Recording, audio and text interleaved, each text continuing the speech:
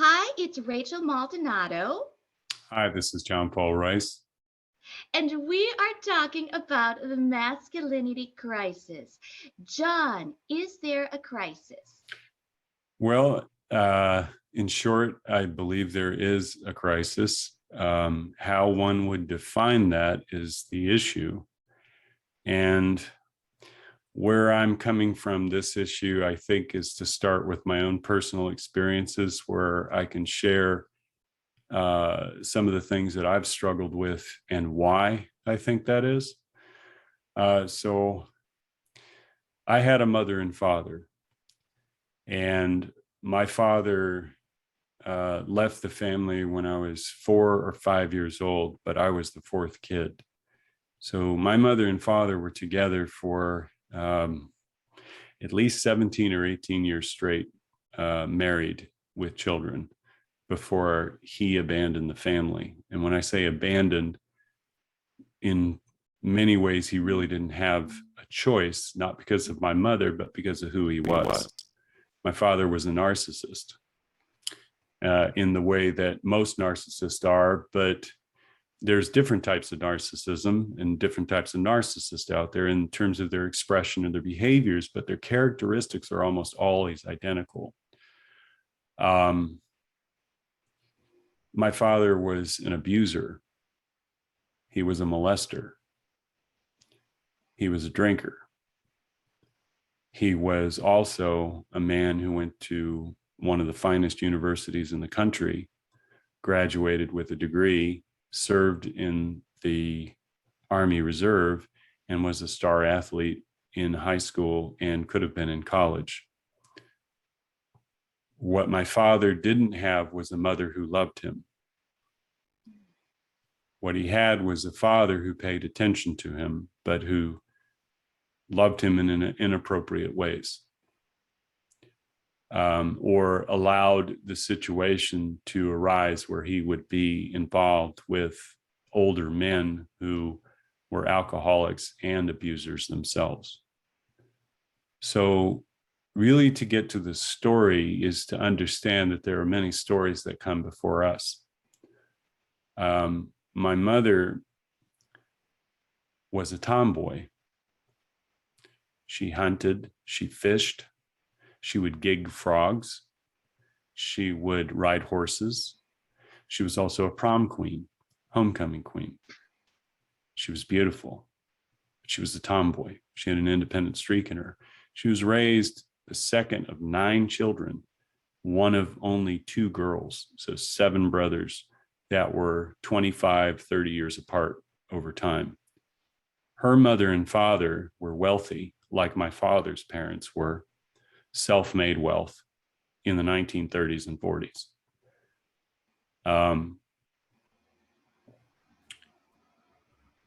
The lack of mother love, I'll say this very clearly, fathers provide a structure in the family. Mothers' intuition, nurturing, fill that structure in the simplest of forms. It's not an either or. It's both. Yeah. Together, not one or the other. You need a good structure in order for the energy to come in and fill that structure up with its body, its content. So what we're really talking about when we're defining masculinity and there being a crisis, it's a crisis of identity. In that it's not an identity of what one thinks, but is what one feels and acts upon that is observable by the fruits that they bear, if you will. So proof is in the pudding, as they say. And what I mean by this in the deepest way about my mother and father is that the overcompensation for the lacking of the love from a parent, whether it be a man or a woman, does make strong determinations as to how that person will perceive themselves in relation to a world of knowledge that is deceptive, in the sense that the knowledge in and of itself is not corrupted, Mhm. because there's facts and there's data and there is points to truth, but not absolute truth. No. But one can construct themselves in such a way in their identity as though it is modeled for them. And where that model is where they connect according to how they feel inside, consciously and unconsciously. And you have to remember that 95% of all of our thoughts are governed by the subconscious mind, Ooh. which one of the rules of the subconscious mind, this is not a theory, one of the rules of the subconscious mind is that no matter whether it's real or imagined, the subconscious mind treats both as true. So what we think of ourselves and what we think masculinity is, as it's defined for us by authority or by people who embody that ideal masculine man, Mhm. the truth is if there's pain in there. The truth is if there is grief and suffering and anger and hatred of a lost love in the past, then we haven't come to the full realized man.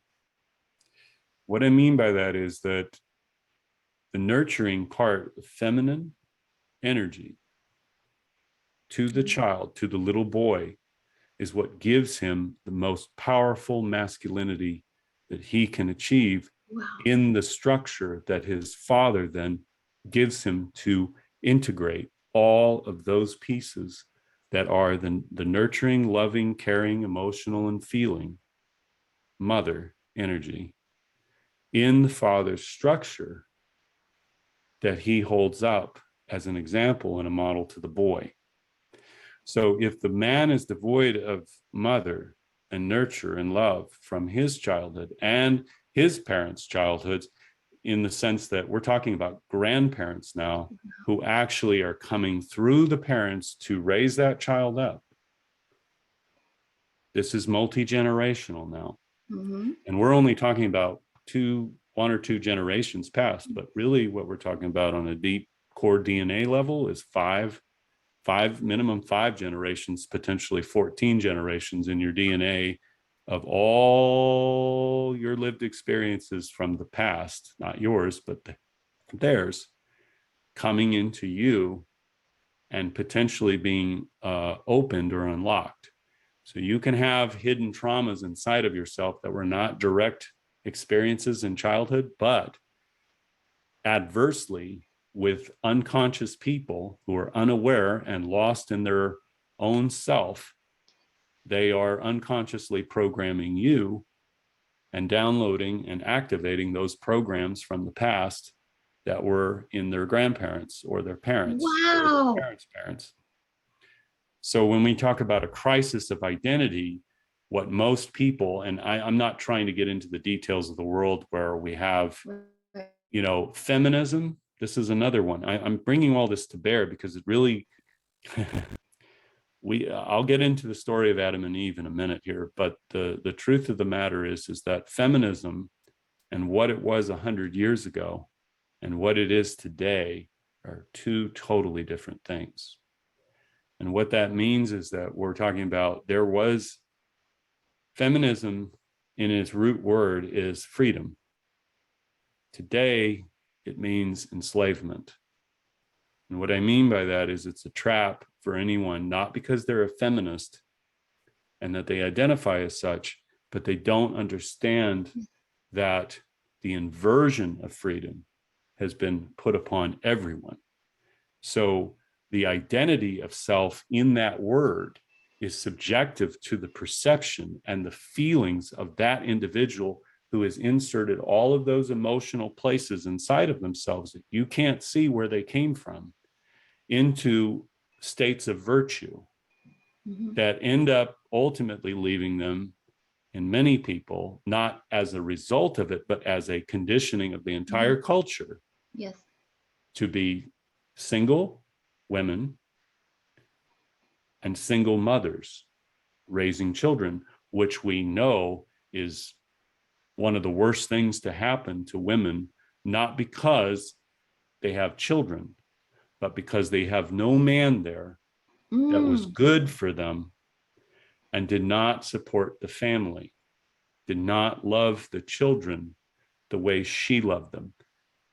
And that man who is devoid of mother love, when he sees it in her, it's the original reason he went to her. When she loves her children more than she loves him, he will abuse them. He will hurt them to hurt her. Wow.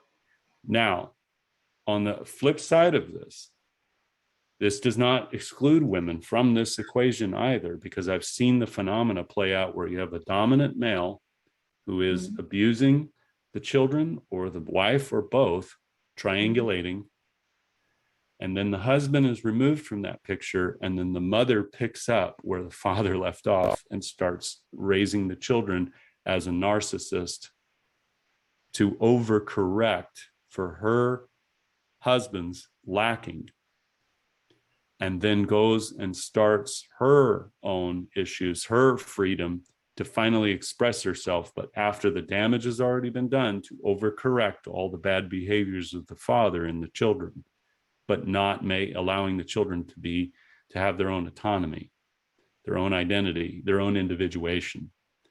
So this is not an either or thing. What I just described is one example.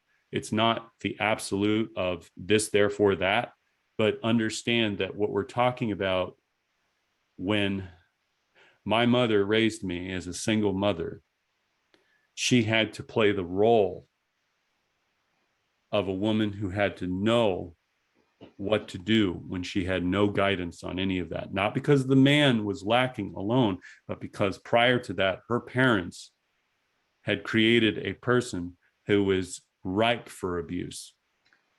Wow. So they created, not intentionally in their minds, again, everybody is playing the part where I'm doing the best I can. This is not a criticism of people, whether they have or have not, or a judgment on them. And someone who feels that way should explore that. You know, if you feel that you're lacking in some area, if you feel that you are devoid of love in a certain area where you want to be, but just can't reach that, that's a block. And I won't give advice as to where you should go and what you should do, but really need to go within yourself to find where that feeling is coming from.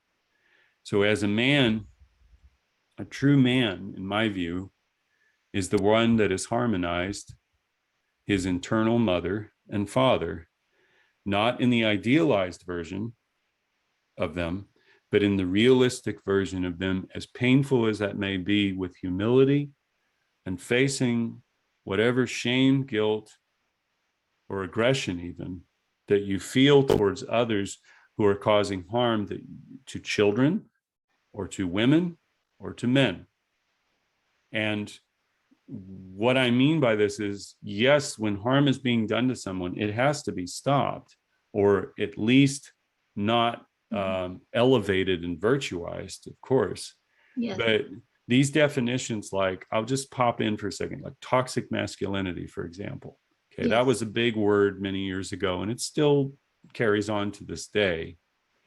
But nobody really strictly defined toxic masculinity outside of corporations, governments, and politicians, along with celebrity culture. Mm. And these are all unconscious people, all of them. As much as we want to believe that they're trying to do the right thing, they in their mind believe they're trying to do the right thing in relation to where they are in their own time and space. You don't know how they came to their own understandings of what that is, just as much as anybody else who doesn't know a damn thing out there that's trying to tell people what to do. They just happen to have the title and the pedigree and the Yes. expertise to define all of these things in opposition and distinctions of falsehoods. So the crisis that we're faced with, the identity crisis that we're faced with, where we're watching, children needing, okay, we're watching adult men who have transitioned to women requiring an audience of children for them, right? And we've gone from Me Too, which no one debated in terms of, no one said, no, that's not true. That's not what's happening. That's not right. Only ones who did basically were silenced very quickly, going, you don't get it, right? But look at where we are today with grown adults and children. And over in Me Too, we had grown adults and children, grown adults and underage women, no debate. Grown adults and underage boys, got to debate it. So we're in a crisis that is beyond the political establishment, beyond our own cultural messaging. It's one where we're using words and language to try to determine an absolute value for men and women. And that is impossible because human beings are infinite consciousness. So the ideas that are set out, now this is not, I'm not trying to throw a front to science or biological science or anything like this, but this is not your science. The science in you is not who you are. You're a human being, and you have a lived experience that cannot be defined by authority. So where we're caught up in this language and these culture wars, where we're trying to find ourselves, in the final analysis, none of this, I'm not saying it's not a futile effort, but none of this is going to come together in the way that language can dictate. So what we're talking about is care, real evidence of care, and real evidence of compassion and forgiveness and unconditional love for the suffering that we ourselves have been through and had to overcome, but not wearing that as a virtue in opposition to someone else whose suffering is far more deep than we are willing to entertain or understand. And that's not to say we have to accept it, but it is something that we have to look at why that is scratching at me. Why is that abuse calling to me? Why is it that toxic masculinity is harming, is not having an effect of uniting people? Because we're not dealing with the root cause of that. And this is the number one issue for toxic masculinity. If you really look into the data very clearly, it shows that boys who are not raised by fathers do not have the ability to socialize their aggression properly in structured form so that they can do the things that are necessary in order not to compete. This is where everybody starts to go with men in competition and this. Yes, men are more attached to objects and women are more focused generally on people. That is true. That's a trait that almost is distributive. But imagine if the object is the person and it's not an object outside of you so much as it's within you. So the person that you're trying to become is the person you already are. You just don't know it yet because you haven't reached that level of awareness of your own individual childhood and who your mother and father were and who you really are. And you're trying to, we're made to be divided by identification of word with self. And when you do that, you're heading into a cult because you have to maintain that identity in the word, and you need a villain or an argument to make against somebody in order to make that real for you. So anyway, I there's a lot more I could talk about, but I just wanted to get into that as kind of the opening, and I can go into more detail about it as to what my thoughts are on it. That's quite the opening. Wow, John, again, that is quite the opening. I am vehemently opposed of men and women vilifying each other. I don't like to see it because I don't view it as helpful. And I think that's what you're saying also. Yes, what I'm talking about is we're taking, essentially, without us knowing, we're taking our unconscious childhood traumas into an adult conversation when we haven't even realized who we really are, and defining it for people in language is a danger, only because it doesn't encapsulate an entire lived experience, nor does it encounter feelings that haven't previously been noticed or known or expressed. You have a crisis of masculinity in this country because, on the whole, not just men, but women too, Yes.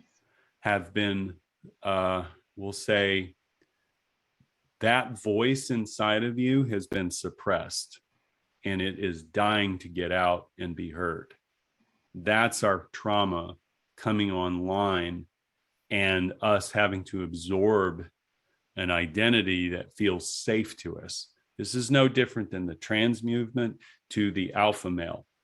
It is, it's, it's, it's a distinction, right? There is a distinction there, but that same child that is suffering, in a sense, that doesn't, the unaware suffering of that child is the same helpless, defenseless child that that man has to overcompensate for from his previous lived experience. This is not a judgment against that man, but if the man has to define himself as, I am, let me just, it's a straw man argument. I realize what I'm saying, but I'm also picking off of cultural phenomena, right? Yes.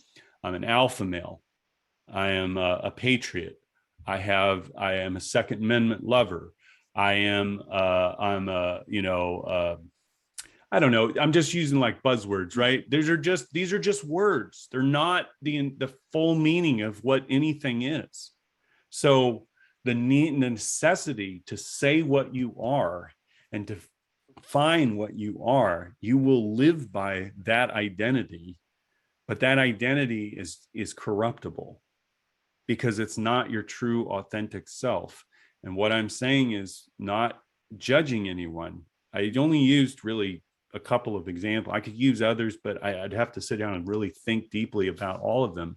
Yes. It's not that you're a falsehood of yourself. Mhm. It's that you're creating an identity in opposition to the falsehood that's being shown to you.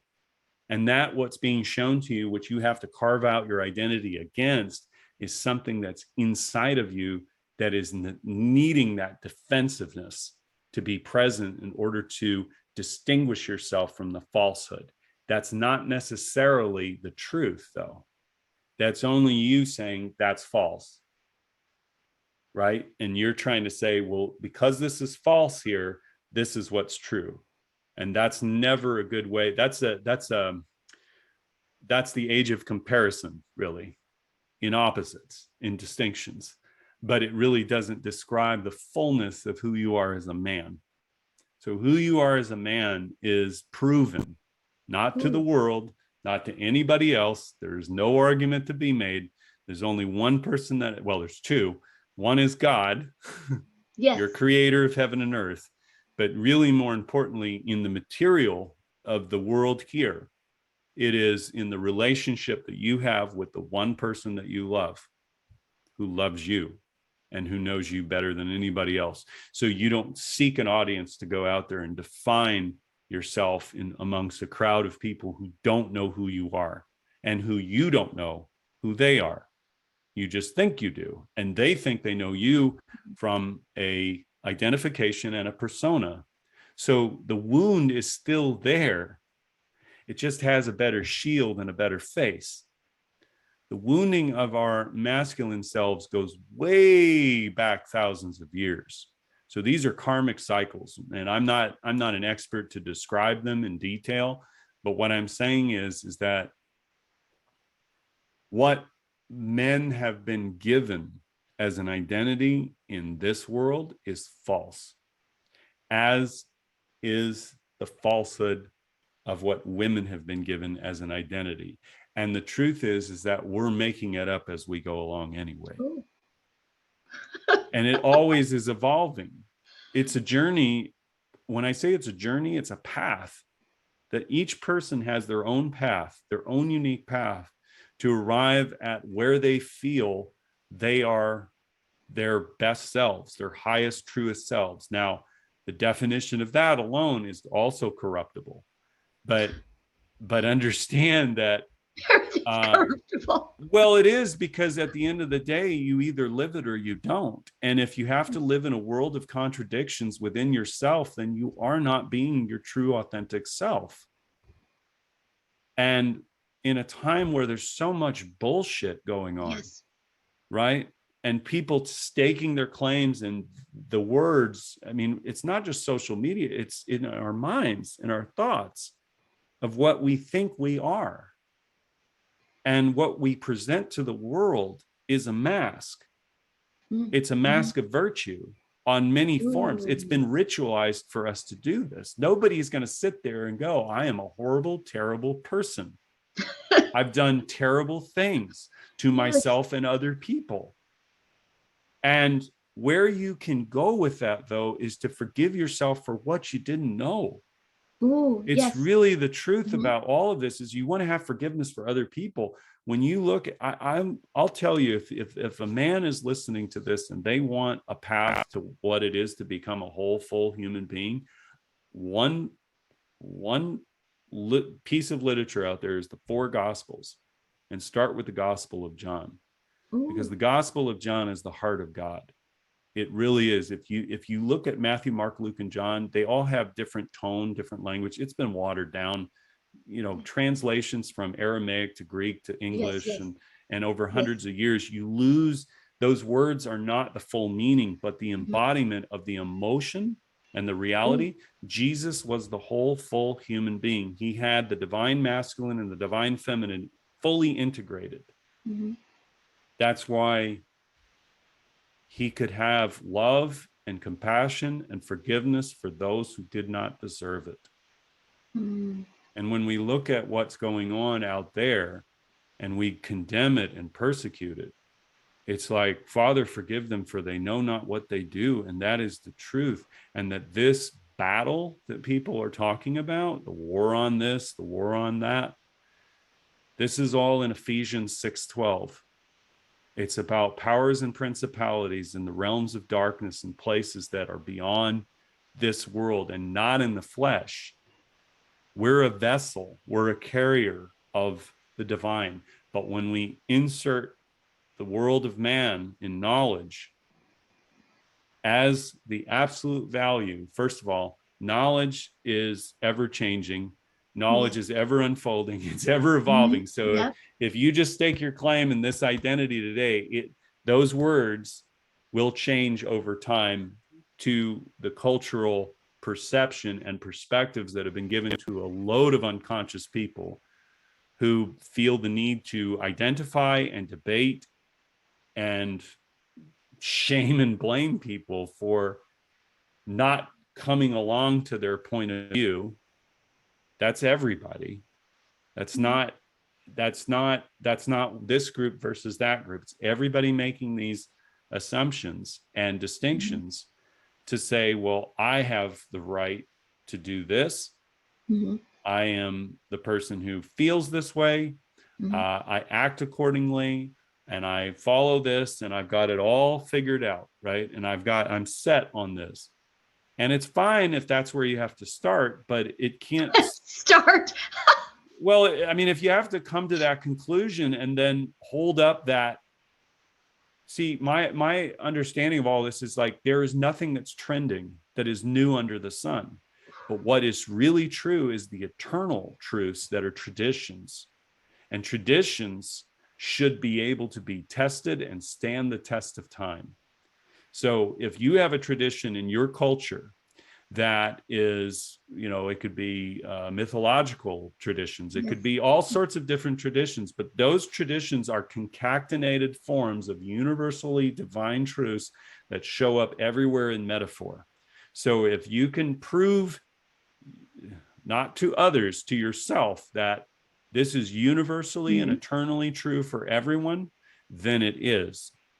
And it doesn't, not by your declaration over someone else who's doing that wrong thing that you think is bad, but that you can see in that person, because of the eternal truth that you understand now, you see in that person where they are hurting. rather than trying to hurt them on top of their pain. See, you would have the real awakening that a person would have is the realization that we are no different, in that all of us were children and all of us had one drive, and one drive only, is to be loved. And Ooh. everything else after Mhm. that came into existence in knowledge. So the last thing I want to say about this, in the Adam and Eve story, people have talked about this in different ways, but I'm going to give you my insight on what I learned about the Adam and Eve story. And we may have talked about this before, is that Eve had to be tempted and corrupted in order to corrupt Adam. Adam by himself would not be able to be corrupted, because his love for Eve, she would have been able to use her intuition and say, Adam, don't do that. And he Ooh. would have listened. Wow. Once Eve was corrupted, and the reason why Eve had to be corrupted, she was the childbearer. Adam has jealousy, envy, anger over Eve's bad decision that he also partook in. And out of that came Cain and Abel in duality, light and dark, the conscious, unconscious selves in a split. The one, Adam and Eve became two. And what that meant was that the splitting of the psyche, of the disassociation from the responsibility and accountability for the actions that they took, produced good and evil in the world.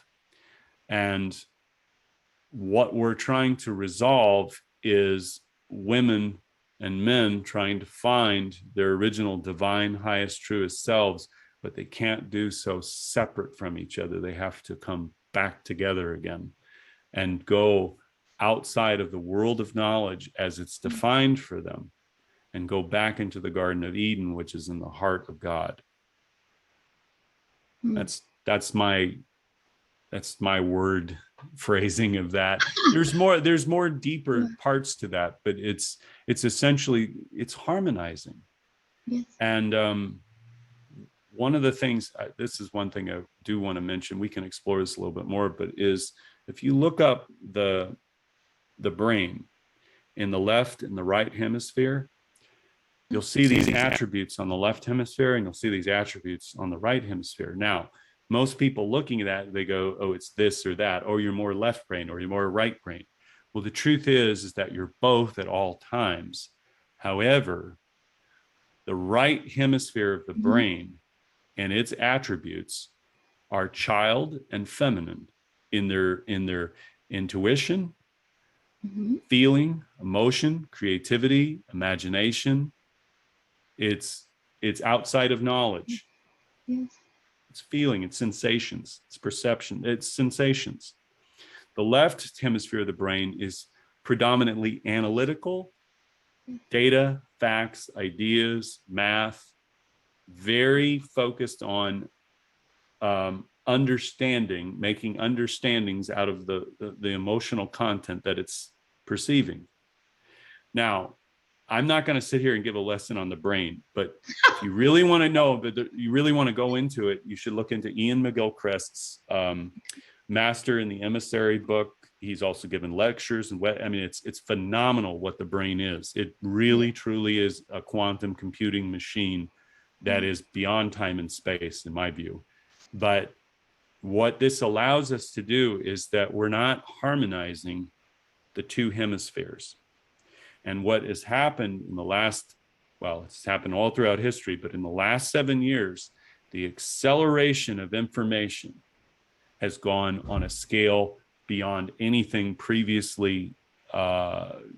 experienced in modern human history. And Mhm. when I say modern history, I'd probably say the last 500 to 1,000 years. We Wow. have accelerated the amount of information being produced daily is exponentially growing Mhm. on a rate that cannot be Yeah. conceived of today. Mhm. All right. That has overstimulated these literal thought forms into absolute values. absolute literal forms of knowledge and understanding that eclipse the right hemisphere of the brain, which is the feminine child part in and of. It's not absolute in that. It's not an either or. Again, it's happening to each other at the same time, but the harmonization of the two is what we're missing in this world, which is the divine feminine and the divine masculine and the parent and the child relationship, all one. Where this will happen is when people decide for themselves to take care of their own selves and their own home and their own well-being, and not regard any of this out there as a need to insert ideas and thought constructs that then appeal to us through our feelings.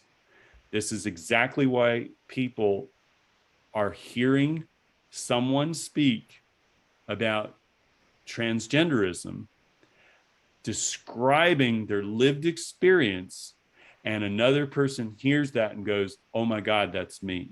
Because their feelings are matching the feelings of that person who has been hurt and has an identity crisis, and they are relating to that person and therefore think that that is the answer for them. We are no different in this way, no different in any which way. It's the same play in every single person who is seeking an answer outside of themselves to find an identity and a safety in this world. So with that, I just wanted to stop there and let you go to your next question. Oh, wow. So much here. So, masculinity, it is also an identity crisis. Yes, because if you look at, and I'm just using this example as the transgender issue on the whole, it is an identity crisis. And you say, well, that's not me, right? No, I'm saying that the transgender is just the next iteration, and there will be ones after that, of the same phenomena.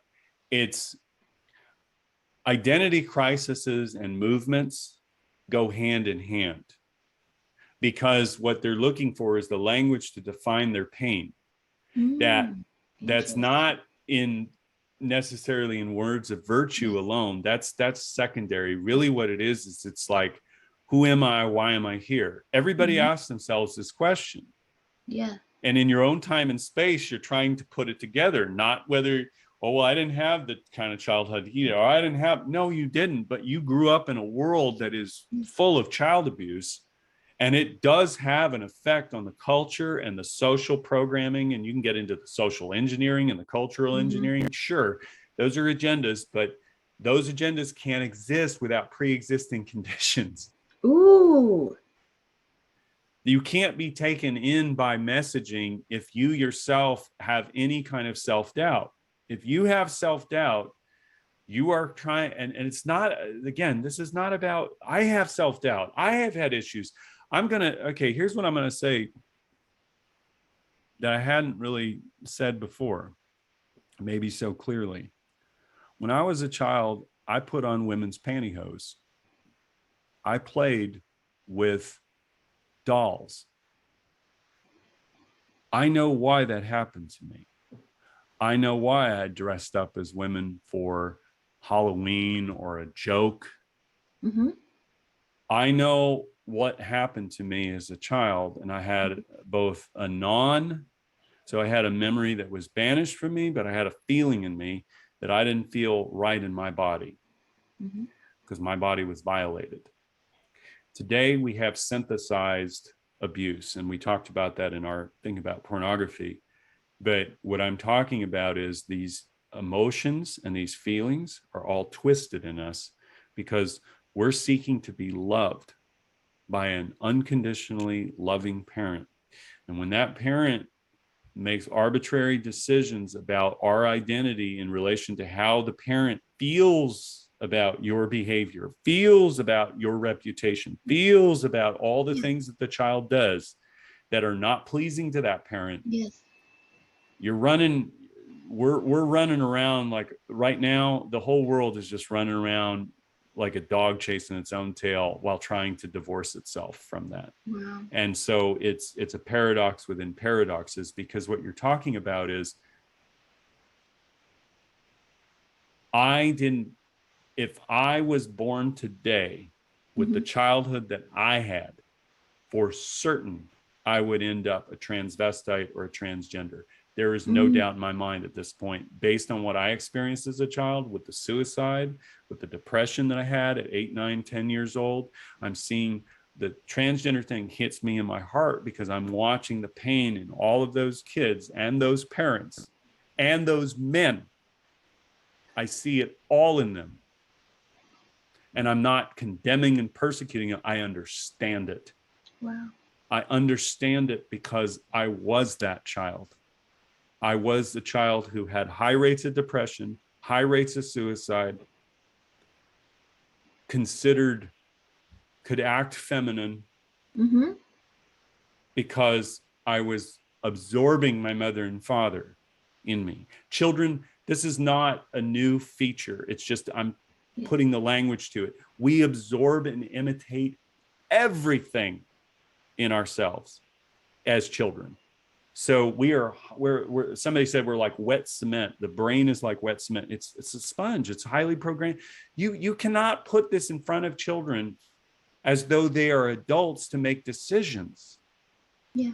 and think that they're going to come to some understanding of themselves in the trauma that they're in to make a good decision. So it's being made for them by equally traumatized unconscious people who think they're doing the right thing to help that child. This is how evil happens. It's not a Ooh. bunch of people sitting around going, let's really F this up. I mean, yeah, there are people who do that. But the people that believe it, even on the satanic end, they believe that they're giving their child freedom. That's how Wow. effed up this is. So condemning, raging, persecuting. I mean, I'm Hmm. just giving you an example like Megan Fox. She recently had a picture of her 3 kids, all boys, all look like women, all dressed like women. She's an avowed Satanist. She's talked about drinking blood, with her husband, the blood of her husband, and them doing spells. And she even talked about, I mean, this is what they let you know. So this isn't like absolutely positively everything that happened, but the little bit that's there, it's like, yeah, this is where all of this stuff goes because it's a world of identity in Hmm. crisis, and it's looking for a purpose to live, to exist. And when you have people out there condemning and raging against you, it's like, well, you're not the answer for me, Jesus. You're not even inviting me to your house to have a shared life here. Yeah. You've banished me and called me out. I'm not saying this isn't about Megan Fox. Yes. She's this is this whole issue that we're going through right now with children is the canary in the coal mine for everybody.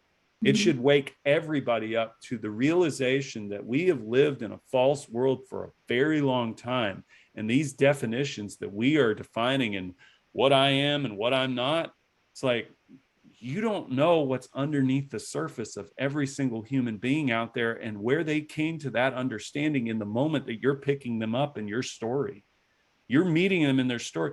So an 18-year-old, right, who commits crimes and all this stuff, you can go on any site and see where people are. I mean, when I say any site, you can just take a news story of a psychopathic kid who went out and murdered all these people. And I go, I heard it from the religious right. I mean, it was insane to me what they were saying about Antifa and BLM. Oh, those kids weren't beaten hard enough as children. I'm like, BS.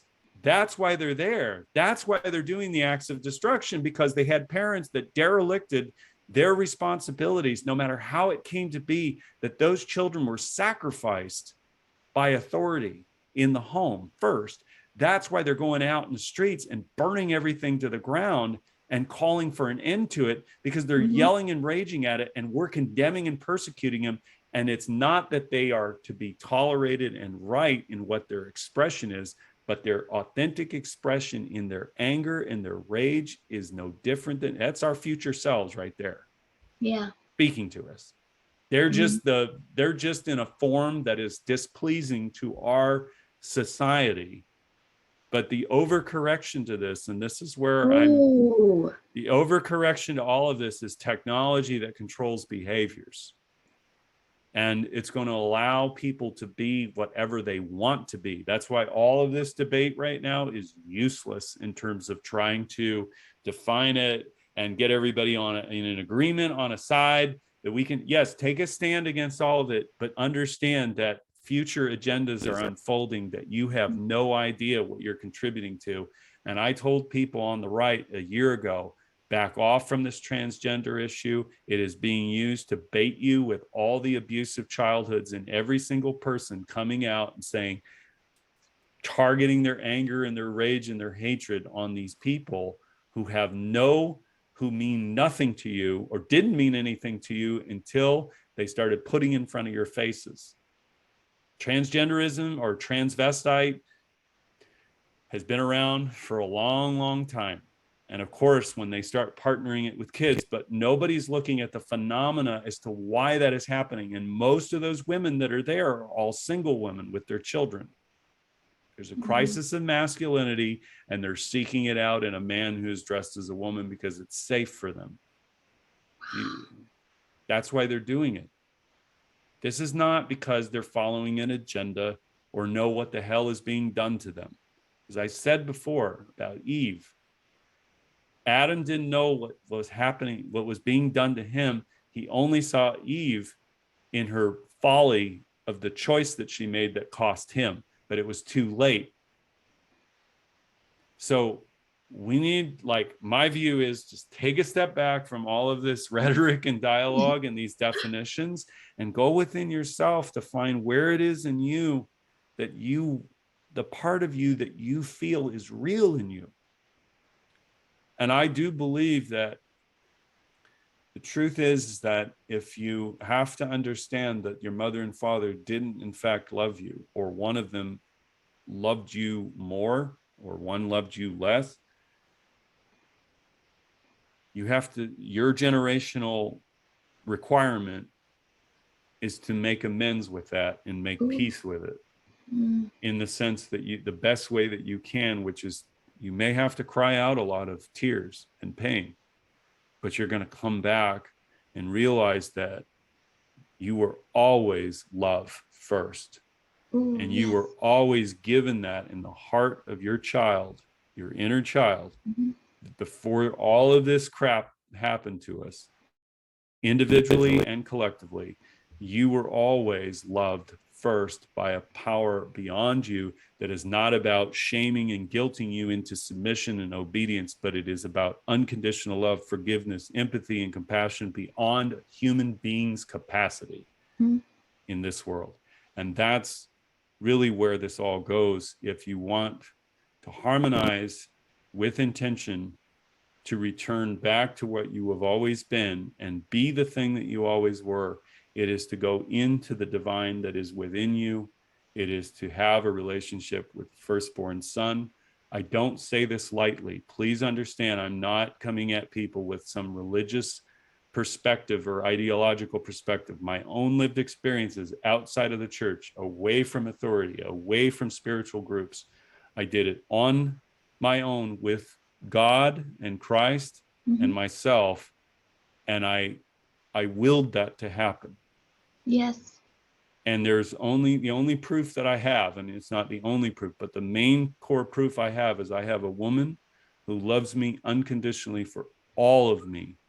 And that means she even helps me heal in the places where I am lacking, that she knows I can be better, but does not demand it. She is a real woman. And she too had her own experience in childhood with a mother who didn't love her and a father, and this is where it comes in, her father, as troubled as a man he was, had love for her as a child, and that saved her life.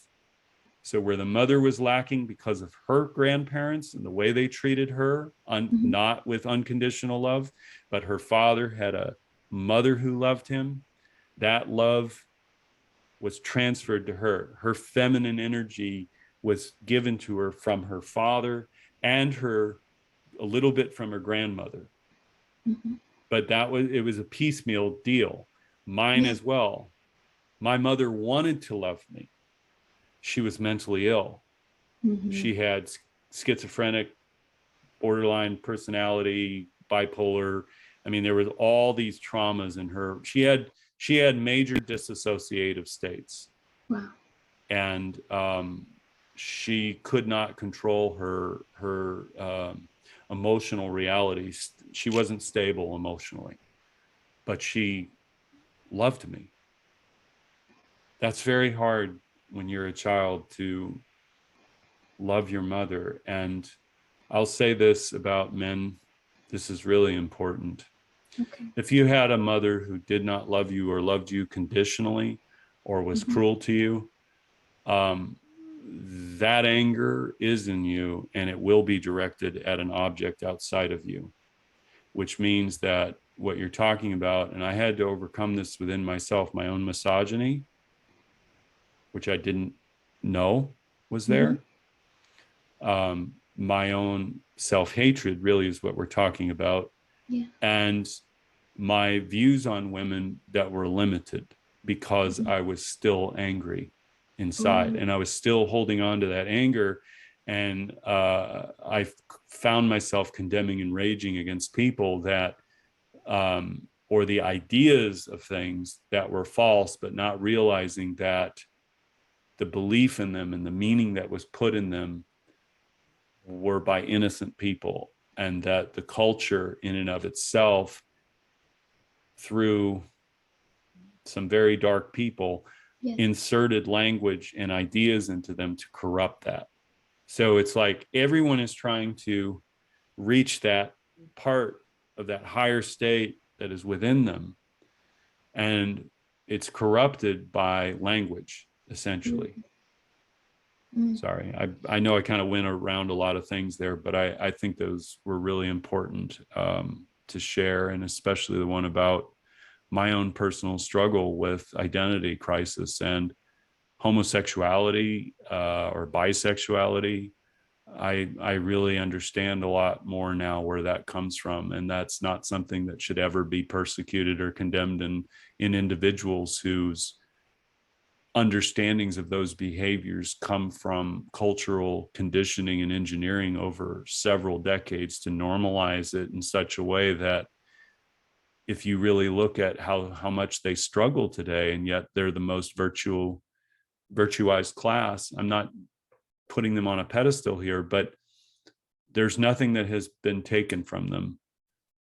But the truth of the matter is that pain inside of them as children, um, I see it in their relationships. I see it in different types of personalities.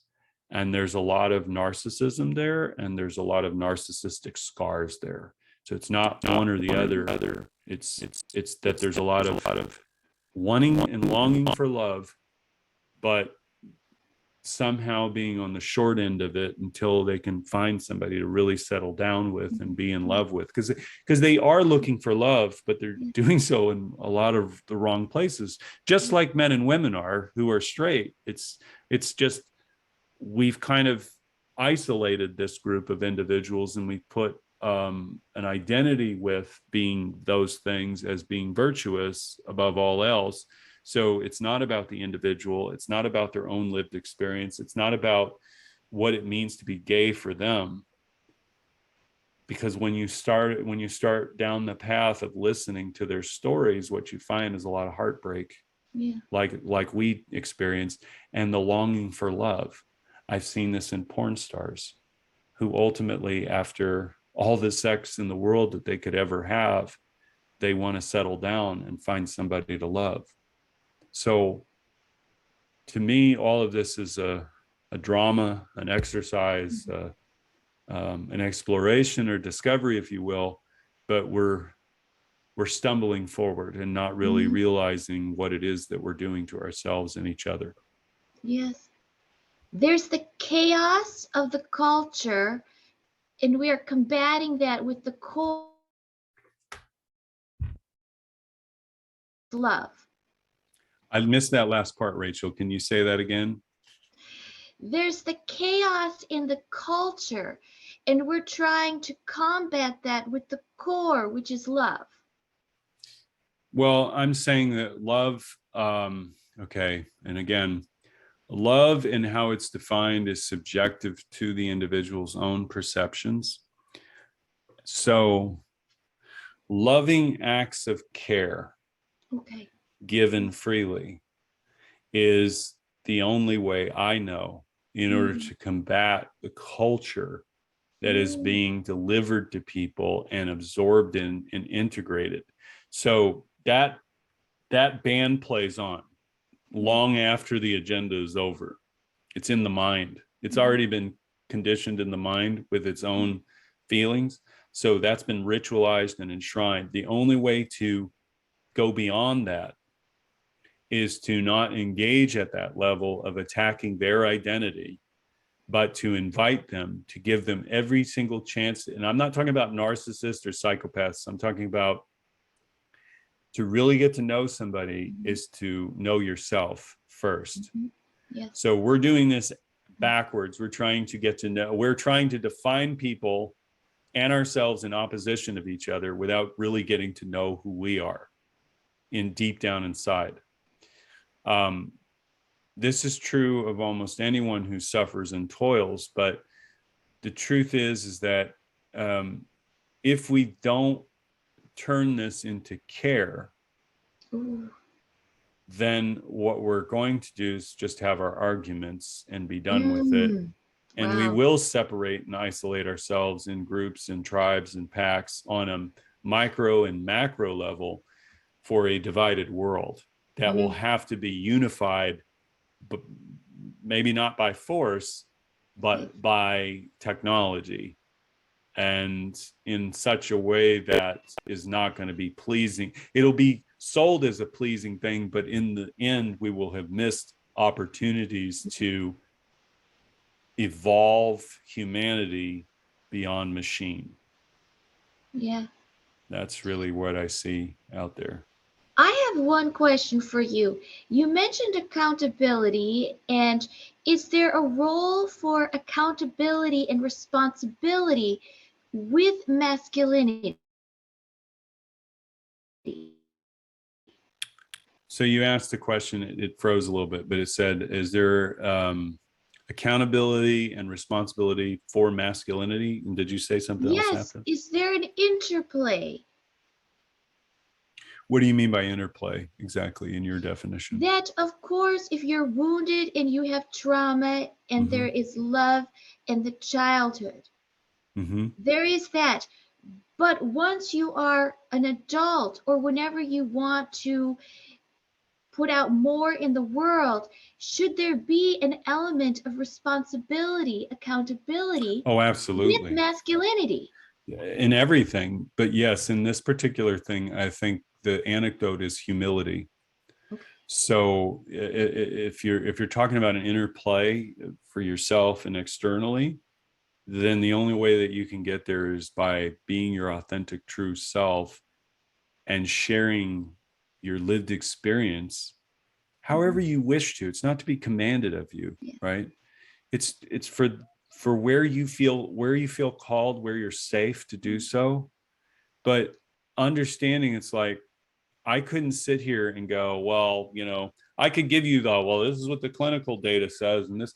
I'm not dismissing those individuals. That's just where they're coming from. Mhm. Where I have my own feeling into it is from my own lived experiences and going back in time and realizing what I didn't know at that time was harmful to me, but only so insofar as if I took it to an absolute level Mhm. where it's this or nothing else, Yeah. right? And shut myself off from all other potentials that exist. Um, there are those that do that, but again, they are doing so not out of free will choices. I think this is Mhm. really what it gets down to, is free will choices. And what that really means for you is defined for you by you and you alone in your time and space, not in an absolute value. So accountability and responsibility would be that I've discovered this about myself. Ooh. I don't like it. Yes. I don't like the way I feel or the way it makes me feel or the way it causes me to think about other people. And you can say, well, I relinquish that, right? But that's the beginning. So the beginning is really at the end of letting all of this go. And Oh. so it's not letting go of the responsibility, it's letting go of the falsehoods. Mm-hmm. And then the accountability and responsibility is, okay, I've got to figure this out for myself. Yeah. I can't let, it doesn't matter what my friends, my superficial friends, or Mm-hmm. my social media friends, or Yeah. whatever you classify as your friends or your acquaintances or your audience, is to relinquish the reputation that you have maintained, Mm-hmm. and you can unfold a new chapter in your Yeah. story to write your own, which is the one that everybody wants to live in for themselves. And when you do that, it'll be like a lightning rod for other people to go, I understand now who I am. I'm beginning to understand who I am through the accountability and responsibility that I have taken upon myself to clean this out of me. So when so we're in 2023, it was 2016. I remember this very clearly, 2016, 2017, the last girlfriend I dated, really. Uh, I remember coming into an understanding and awareness of this trauma in me because I had blocks with connection and physical performance with women. Um, and it had nothing to do, well, I don't want to go into detail, but it had nothing to do with being a man. Mm-hmm. What what I said to myself when I realized that my childhood had come into full view in adulthood at 38, 40 years old, I'm 40, almost 46 now, was this shit ends with me. Ooh.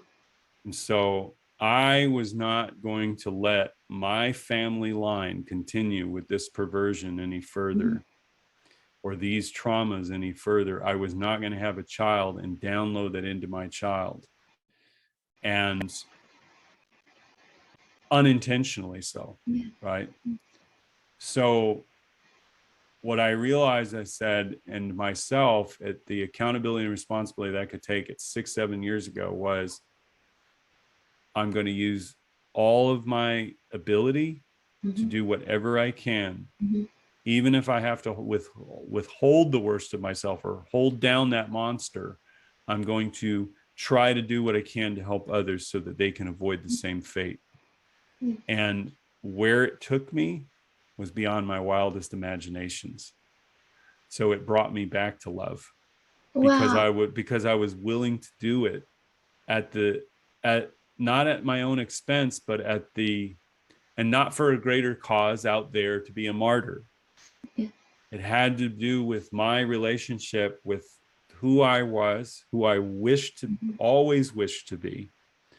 And I did so with the creator. And let me just say Mm-hmm. this, okay? Because people may be hearing this and they may be turned off by Jesus or because of the connotations and the experiences that some have incurred throughout their life. I was one of them. I was anti-religion. I renounced Catholicism when I was 17, 18 years old. I never went back into a church because of my experiences, and also the hypocrisy of those adults that said Yeah. that, they were Christ-like, but they really didn't act like it. And they weren't apologetic for the fact that they weren't. That was the other thing. So I was dealing with very authoritative, narcissistic types that were absolute in their definitions and going, don't you bring that crap over here, right? Because that's a threat to me. I totally understand that. This was a progression Mm-hmm. that took years. Mm-hmm. And I was seeking the proof to in the way that was undeniable for me. Now, I didn't understand how I would come to that understanding, but just understand that my path to get here was both human and soul. And the Yeah. soul was beyond my own imagination as to how I would arrive at that, which I couldn't give you a formula like say, well, do these 10 things and you'll get there. It's just like it's intention. Your intention, there's no virtue in your intention that you can sell to somebody. Your intention is what you truly desire in here that is not in conflict up here. So what you truly feel in here has to be in alignment with here, and your emotions. It can't be in a paradox where on the one hand you want to have this kind of life and be seen this way and live this Yes. way, and on the other hand secretly do all these other things. Ooh. Ooh, they have to match. You can't compartmentalize your persona or Yeah. your internal psyche the way it had been originally set up for you at your own detriment and folly. So you have to reintegrate everything into the Yeah. one Yeah. self, the highest self. You can start with your subconscious mind. There's different programs out there. We can get into that, but go to the things that speak to you, that you resonate with you, because that's what's drawing you towards it. And keep an open mind and an open heart to listen to your intuition and not let other people define for you what your experiences are, because you are the only person. You're the person that knows you best, better than anybody else, because you know your own thoughts that no one else sees. Yes. You know your own heart intentions that no one else feels or can feel except by what you deliver to others. Mm-hmm. And this isn't about proving yourself to anybody. This is about proving yourself to yourself and proving all the people that loved you and believed in you right. Mm-hmm. You have to start proving all the ones who doubted you that they were wrong. You're going to end up really miserable in the end, because you're going to be super disappointed that all of those people who you proved wrong don't give a shit that you Wow, proved them wrong. wow, wow, that's good. Yeah, Open mind, open heart. This is how we get to the masculinity core. 100%. And it's the masculinity core is the combination of the feminine and the masculine together, harmonized in the heart and the mind. Mind heart coherence is the key. And when you feel that, you're opening you're creating, you're using muscles that haven't been used in a long time. So it's like working out. Be gentle. Don't try to go and bench press 350 pounds on your first trip to the gym. Okay. Scale up, use those 5-pound weights, then go to 15, then maybe 20. Do those reps, build the muscles, condition them, let them stretch, let them grow, explore them. The depths of yourself are infinite. It truly is. Reality is infinite. And so that's why I'm saying in knowledge and in structure alone, it is not the key. The emotional content has to flow in, the heart feelings that are here that match the deepest parts of your psyche. And what I mean by that, the places that no one else knows exist, but you have felt. And you need to allow yourself a space that you can create that is safe, maybe away from people, because you may not be in a situation where you can do this with others, but it may be necessary to start having conversations with yourself and with God. And I mean that in not in a childish, simplistic way, Yeah. but to really ponder the depths of why it is that this has all happened to you and me, and why is this happening to the world. But know that the answer isn't out there. Yeah. It just isn't. If it was, it would all be settled tomorrow. Right. Everybody, it's like, if everybody could just do this, it's like, yeah, but that's not going to happen, because where you're coming from and where they are two totally different universes, and yet you're the same. And if you go back to the beginning where everyone started, this is where I had to take it, and it just gave me such profound insights Yeah. about myself in relation to others, where I saw differences. I realized that all of the, I wouldn't say drives, but let me say the child in each and every single one of us before the world comes in, at the very, I'm talking about the very beginning, we are almost all the same. And you could say maybe a couple percent, 1 or 2% are born with defect. Yeah, I get it. And you could, and even if you want to say there are a couple, I mean, I don't agree with the statement, but it's like, well, there are those bad apples out there. And I'm going, okay, well, 98% of the majority is the same in Yeah. this way. Are there psychopaths? Yeah, I could give you a lecture on how that's created in the conscious and what actually happens to a psychopath. If you believe they're born that way, and that there's nothing that can be done, I'm going to tell you you're not that they will change themselves, but if you just go, it's a done deal, and there's nothing we can do, and they just got to be killed and murdered and jailed or whatever. Yeah, when they become an adult, they're going to become very dangerous to themselves and other people.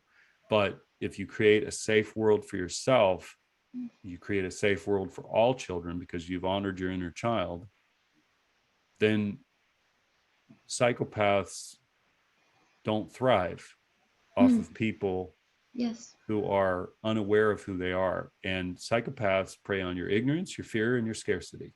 That's it. Mm. So Yes. if you have ignorance, fear, or scarcity, trauma, essentially, because we all have our blind spots, nobody is omnipotent or omniscient, whatever. Um, but the truth of the matter is that Mhm. there will not be a world where they can thrive, where narcissists will thrive like they have till now. And I'm really just looking at it from the whole full human being, that you as a man need to Mm. make peace with your inner child. Yes. You're the parent today who knows what's best for that little boy, where Mhm. society, authority, and even previous authority, your mother and father, if you were lucky to have both, did not then and cannot now save you. Mhm.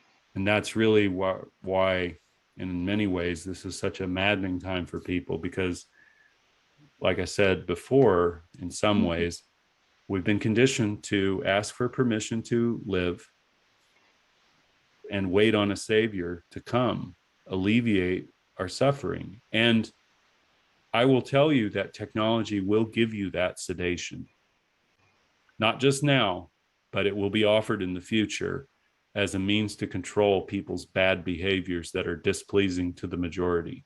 And that's not a society that we should celebrate, by the way, because the truth is that that is only a mask to the reality of the emotions that are going on in the body. Mm. And we're Yes. blocking the signals in the brain with the chips that they're going to deploy. They already have.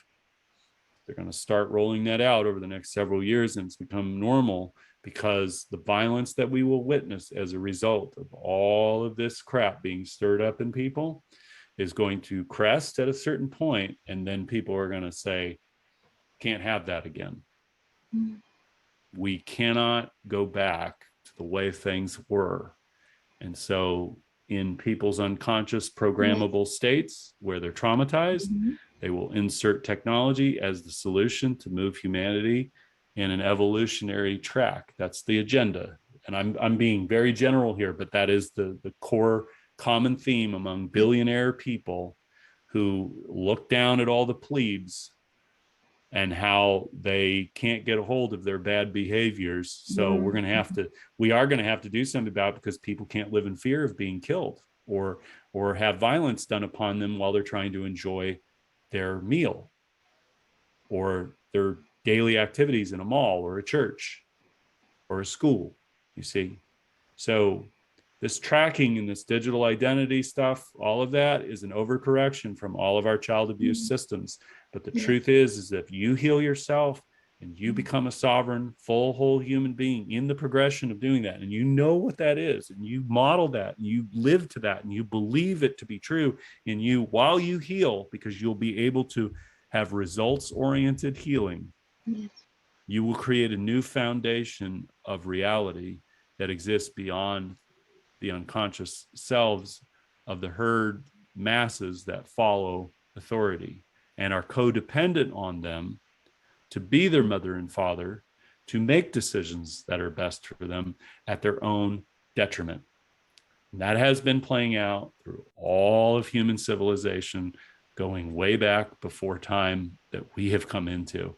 And we can change this time, but it's going to require the humility, the truth, and the authentic self to come forward and be the very thing that it always desired to be, which is love.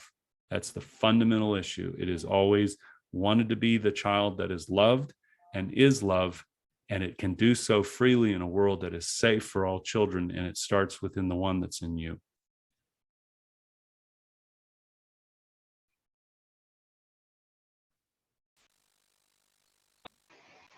Yes, I love it. Heal yourself with love. I thank you so much for these insights on the masculinity crisis. Thank you so much. Thank you, Rachel. I appreciate you.